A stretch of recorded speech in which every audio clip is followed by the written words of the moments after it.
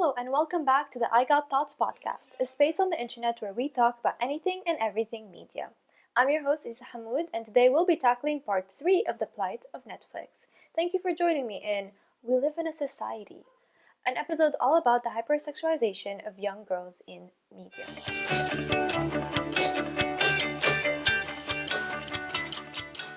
Last episode I said, Cuties, a French film critiquing the culture of the hypersexualization of young girls, was released on Netflix. It had garnered substantial backlash during its promotional stage because this critique felt very much like pornography, a topic for another episode. So hi, and welcome to this episode. Media, from shows to movies and music, are no stranger to sexualizing women and men, as well as minors. This comes in the form of literal minors, like child actors, to portrayals of teenagers. Hi Riverdale! But what makes Cuties and Baby, a show, so problematic? Well, let's start with the names. I mean, it's inappropriate and really uncomfortable. Cuties set out to criticize the hypersexualization of young girls and yet does the exact same thing it tried to critique. Social commentaries are always welcome and interesting, but when it comes at the cost of the young actors, I would take a step back and reevaluate my creative idea. This movie is so controversial to the point that a police investigation has been launched to look into the director and others who worked on the film. I mean, we already said Cuties, but imagine Baby. I mean, at this point, I don't know what they're going at. They're pretty uncomfortable to say out loud, especially when you're talking about sexualizing girls. And Cuties itself is really problematic, names aside. From the camera angles, the zooming into certain body parts, to the plot, Amy at one point takes nude pictures. It puts these young actors in a very uncomfortable situation. The director herself argued that the actors received psychological help and had therapists on hand. But two things come to mind. One, these girls were taught how to dance provocatively, in turn sexualizing them. And two, while you could argue that they were protected on set, the response of the film has been crazy. I mean, literally insane. The most worrying thing I found out when I was researching for this episode are reviews from actual pedophiles stating how much they liked it. So I guess let's start off with the sexualization of these young girls. I reasoned that these innocent 11-year-old girls came onto the movie set and then were taught how to dance in an appealing manner in order to participate in social commentary about the hypersexualization of young girls. This in itself is weird. However, what is even more disappointing is that some media outlets actually defended the film, claiming that things change because the director is a woman. They state that a woman director is a shift of voice, a shift of storytelling, and a shift of gaze in itself. That's not really how I see it. There was an argument made about how the film no longer focuses on the male gaze, but I beg to differ. Many people that have seen the film mentioned the lingering camera angles on certain body parts. This effectively conforms to the male gaze. Let's take a look at what this person wrote. Yesterday, me and my friend Carl sat down and drafted our picks for Fantasy League, and we were scrolling through Netflix and came across Cuties. I personally enjoyed it. Carl must have felt the same. This morning, I showed my daughter a few clips from the film and told her she could get into dancing. She's planning on teaching the dance to the rest of her friends when they get back to in-person school and perform it in the second grade talent show. I will sure be thrilled to be in the front row filming my daughter to my new favorite dance. 10 out of 10 cinematography and angles. Would watch again, but not around my wife. Laughing, crying emoji. I genuinely hope this is a troll, and I feel like it might be. But unfortunately, quite a few people commented about how much they liked it, predominantly adult men, so even I'm not sure about that.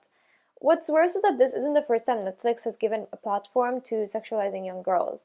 Well, you could argue that, okay, fine, it was directed by a woman, and therefore it's not bad, but we've previously talked about how the director, Ducouré, while she herself may not intend on certain things, and while the author's intent is important, the way that it's transferred by the public, I would argue, is more important because that's how it's going to be remembered. And what's worrying is that when these kids grow older, what are they gonna think about this? Like, they can't consent to these things. So when they grow older, the author's intent doesn't really matter because at the end of the day, these disgusting, creepy old men were talking about how they loved their performances. So now let's take a quick music break before we delve into the second show, Baby. I kinda need a break.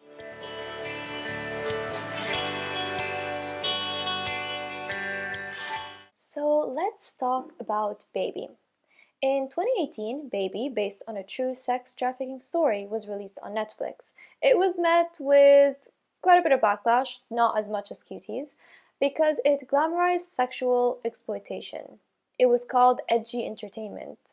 The two main characters, their teenage girls, were seen as edgy despite the fact that one of the girls was pressured by her own mother into getting sex trafficked. Not to mention the victims of the actual case, the baby squeal or baby ring prostitution bust in Italy, wrote a letter to Netflix urging them not to air the show. And currently, in 2020, Baby has 3 seasons on Netflix. I mean, they cancel so many good shows, and yet somehow this one's still up. In the letter to Netflix, the US based National Center on Sexual Exploitation, Vice President Lisa Thompson said, Netflix recently fired Kevin Spacey to turn around and produce a show that glorifies the sex trafficking of minors and dub it edgy entertainment is the height of hypocrisy. There are no baby prostitutes, only sexually abused, exploited, and raped children. I mean, I'm bad at math, but even I can tell that something isn't adding up.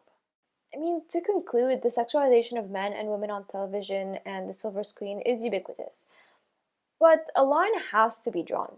I think we first need to start about stories that talk about minors and that are acted by minors. These young actors cannot give consent and depend on adults in their lives to do the right thing. Not only are the actors of QT being sexualized now, but how will they feel about this film when they grow up? Will they feel violated, embarrassed, or will they feel fine? We can't really know, but what we do know is that many pedophiles got access to this film and sexualized underage girls. Secondly, media is exploitative of tragedy, and Netflix is no different. There needs to be sensitivity to stories about true events and consent from the portrayed party. Once Netflix executives received that letter from the victims of the baby ring, the show should have not been put on their platform. It just should not have been aired. Of course, I can go on and mention the sexualization of teenagers in high school dramas like Elite and Riverdale, which are quite harmful in their own way. But at least they don't hire actual minors and force them to strip in front of the camera. I never thought I would defend Riverdale, and yet here we are. I guess there are even worse evils out there. So join me next episode to find out why I've been so focused on Netflix. I mean, there's so many other platforms, so why them? I was your host, Isa Hamoud, and this was part 3 of the Plight of Netflix. If you want to get in touch with the I Have Thoughts podcast, check us out on Instagram and Twitter at I Have Thoughts P. Tell us what you thought. Did you watch Baby when it came out? Until next time, stay safe, stay healthy, and keep on thinking. And Netflix, seriously?